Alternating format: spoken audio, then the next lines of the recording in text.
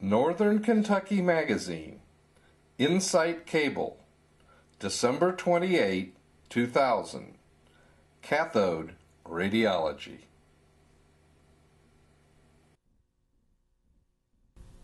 Tom's involved with the University of Cincinnati, but is also an artist of different panoplies, if you will. And that's something to do with it. Kind of that's close to a canopy or not, but the whole panoply of art is a great love of his, and he's going to demonstrate for us cathode radiology. He's known as Dr. X-ray in artistic circles, and he and a hail fellow well met, as is his lovely second, his the what do they call it? The best. She's the best. Significant other. That's it. All right, and then all right, Marsie Newbold, PR person extraordinaire. And Tom Newbold. Marcie was grousing, you know, your job is to get people on the air, not be on the air. Although I'll take my 15 minutes. You'll take a shot? Sure. No, we don't have 15 minutes today. Oh, well.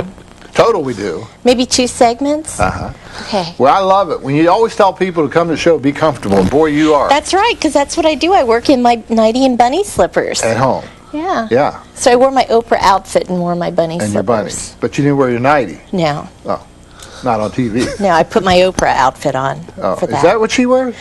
I think so. I bought it for $50 at TJ Maxx in Alexandria. So. Is it on sale?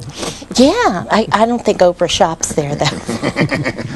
Are you doing the hotels anymore? Do you manage or do PR for any of the hotels? You know, when we first met, you were at Travelodge, or working as the director of sales for the Travelodge hotels for the past, let's see, 5-6 years. I've been doing public relations.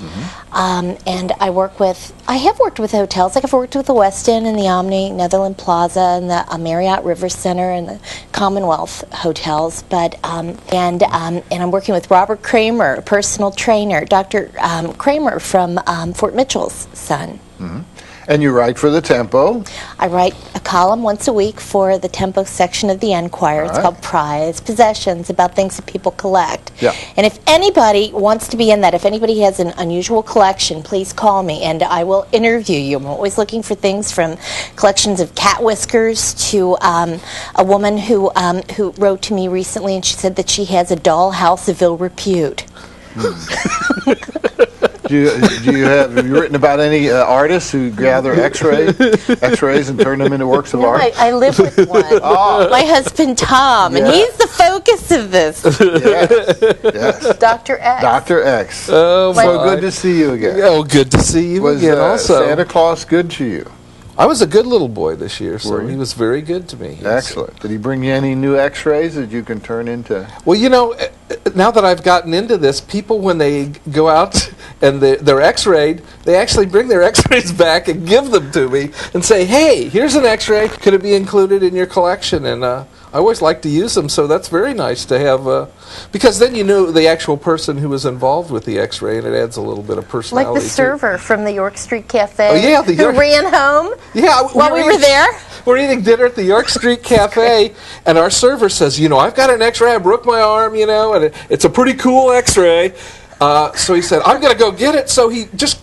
Wait right here. Ran home, came back, handed me the X-ray, you know, all proud, and I held it up and said, oh, yeah, that looks really nice, you know. And now we're going to use it in one of my X-ray exhibitions. Do you have, or have you ever seen an X-ray with items inside the person? Oh, those are some of the best ones. You know, people, it's hard to believe, but people swallow all sorts of things.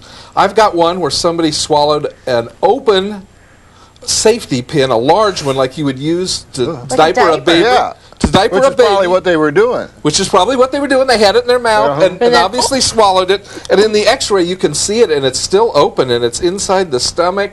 I've got a person who's... The rosary. Oh, yeah, who swallowed the rosary with all the beads and the cross, and you can see it perfectly in their stomach. Going right through the intestines. Yeah, and coins are pretty common, too. A lot of small children especially end up eating coins and things like that. So it's just amazing what people actually swallow. So none of those are superimpositions. Those are actual those are actual physical items that are down there. Right. I don't have any superimpositions on any of my X-rays. They're all actual X-rays, and then I mess with them, but usually with adding color or putting several of them together, that type of thing. Mm-hmm.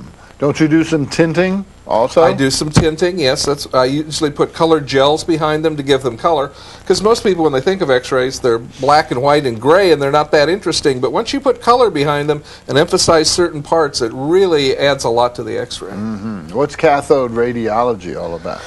Well, I've decided, before I had X-rays on a light box. And you look at them, and there's no movement, there's no animation to them. And I thought, what if you put an X-ray on top of a TV set, and then had the TV signals behind it be part of the X-ray? It would add animation to it. So I've tried that, and that's what I've done. I've collected a bunch of television sets. All right. And you'll see what that looks like. Yeah, after this time out, we'll delve into this. This is cool. All right, we'll do that after we do this on ICN 6.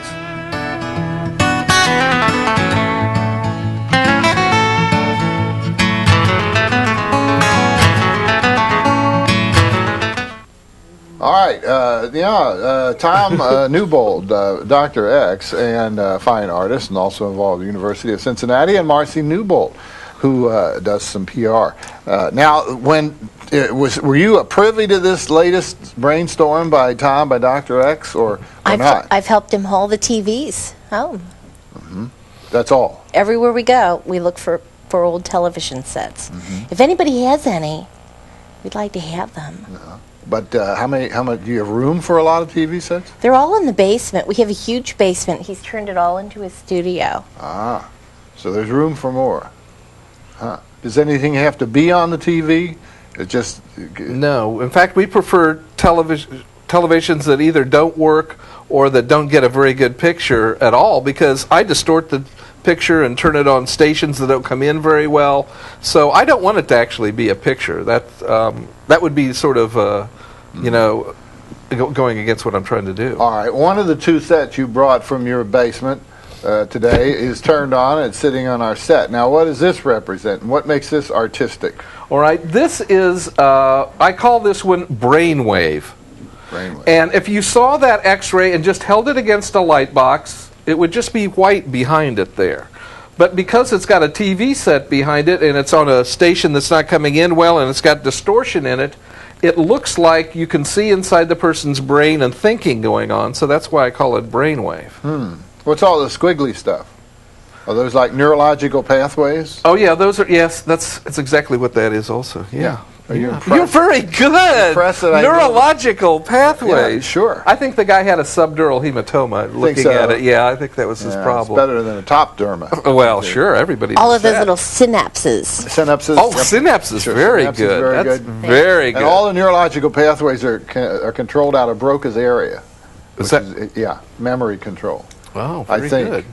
Subdula umbilingata, too. Ingala? Yeah. We could call one of the doctors that I work with. Oh, yeah? And ask them. Yeah, we could. That's right. Yeah. Cell phone. Well, I wonder if plastic surgeons and reconstructionists use X-rays. I guess they would. I would imagine that. Oh, yeah, if you had a broken would. nose or something, I think they would want to see how it's broken and how to reset the nose and that type of thing. So I'm sure they do use. How do you break your nose? That's all cartilage, isn't it?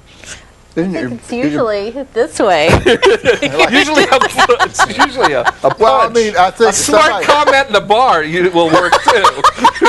Well, I mean, you look at a skull. A skull doesn't have a proboscis. That's true. So when you break, you're not really breaking a bone when you break your nose. You're breaking hard cartilage. Yeah, but I'm sure it hurts. Think yeah, so? I wouldn't want to have it I've done. never had one, but I'm sure it would hurt. Yeah. I've always wanted to have my nose turned up too. Like this? So Did you ever do this? Look like, oh yeah, I used to do that when I was a little kid. I used to scare my nephews and nieces, but I won't do it on this show because school's out right now. Oh, it could be frightening. So there could be a lot of kids watching today, and I wouldn't. A lot of irate mothers calling in. Okay. So we saw the skull. What's this other image? I will call it an image because that's how John Ruthven refers to his work. All right. This is an MRI, and what a MRI is magnetic resonance imaging. And each one of those is of a skull. You're looking down from the top, and it's a different section or slice of the brain, depending on how they move the the MRI around. But that's not really important. I really hope people don't even recognize what it is and just see it in its abstract form, because what I've done then is I've hand-colored in each of those different panels with red and green and yellow and blue to emphasize different parts of the brain. And a person looking at it might think that maybe it's an amoeba or something like that. I like to keep them abstract because people then project their own thoughts onto the image, and that's what I like. If they completely miss what my whole idea was, I love that because it shows that it communicated something to them, even if it wasn't what I intended to begin with. Maybe a different perspective than you had in mind from the very beginning. Yeah, definitely. Now, how would you put an exhibition together of this? I mean, you'd need a huge area, wouldn't you? Well, you'd need a fairly large area, and it would need to be very dark, so I wouldn't have any lights on it. And one of the things I've done with this one over here is I painted it all black, so that I was going to put a black cloth around all of them, so when you looked at it from a distance, all you would see would be the images. You wouldn't see the TV sets and that type of thing. So these have not been exhibited yet? No, this is the first time anybody in the world other than Marcie has seen them. So wow, and you're sharing that with and I'm us? sharing that with you. On the Seminole Showing. Northern Kentucky. Seminole Showing, yeah. What is it? The Seminole Showing. Oh, okay. I thought that's where priests went to study. I don't know. Priests. Oh, it's seminary. The seminary. Yeah, okay. We'll be back. One more segment to go after a timeout on ICN 6.